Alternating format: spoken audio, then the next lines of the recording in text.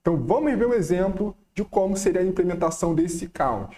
Então aqui a gente pode considerar que o count mais poderia ser implementado dessa forma. Então aqui a gente vai ter um registrador, vamos pegar esse valor de um count e copiar para o registrador.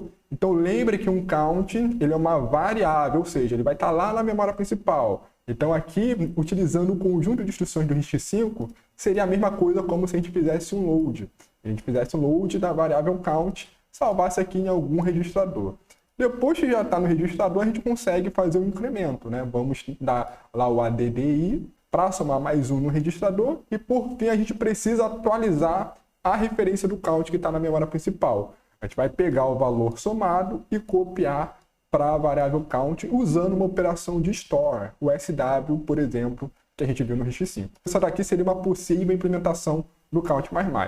Seguindo essa mesma lógica, aqui em vermelho vamos ter um count menos. Como é que poderia ser a implementação dele? A gente vai dar o load para pegar o valor da variável count, salvar no registrador 2, depois vamos usar o ADDI para fazer o decremento de uma unidade, e por fim a gente vai salvar o valor decrementado lá na variável count novamente, usando uma instrução de store. Então repare que esses dois comandos, eles são executados em 3 instruções. Só que como o sistema operacional está a todo momento colocando processos diferentes para rodar, a gente pode ter aqui uma situação com diferentes execuções. Então aqui a gente vai estar considerando um exemplo onde inicialmente o count ele vai ser igual a 5, e aí a gente vai estar executando essas 2 operações ao mesmo tempo.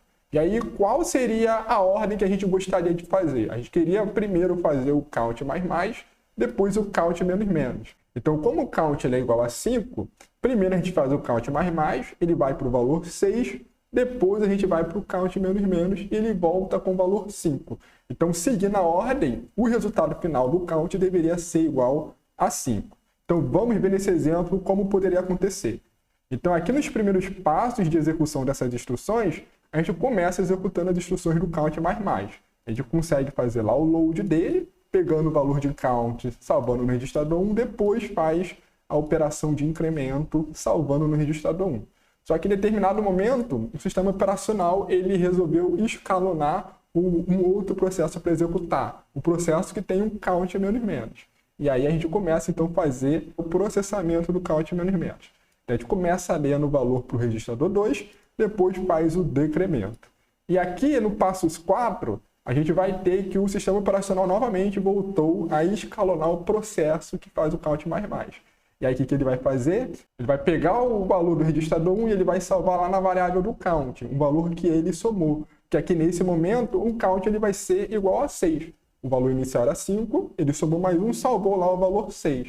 Depois que finaliza o count++, vai vir agora o processo finalizando o count menos, e aí ele vai executar a última instrução que faltava. Vai pegar o valor do registrador 2 e salvar na variável count. Só que no registrador 2, a gente vai ter o valor de count decrementado com 1. Então aqui a gente vai ter o valor 4, porque ele leu primeiro 5, decrementou 1 e escreveu novamente o valor de 4. Então repare que aqui a gente vai ter o resultado errado. O count está igual a 4 quando ele era para ser igual a 5, como a gente viu no início da execução. A gente primeiro precisaria fazer o count++ indo para 6 para depois fazer o decremento, que aí ele voltaria para 5. Aqui, como tivemos 2 processos acessando a mesma estrutura de dados ao mesmo tempo, a gente teve a condição de corrida. Aqueles processos que foram mais rápidos, devido às políticas de escalonamento do sistema operacional, acabaram tendo esse tipo de execução. E aí acabou gerando um valor errado, o valor aqui de 4.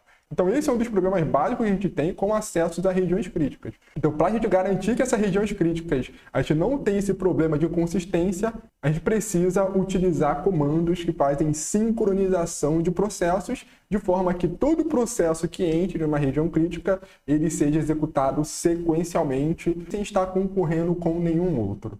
Então a região crítica ele vai ser aquele pedaço do código que o processo ele vai poder modificar as variáveis compartilhadas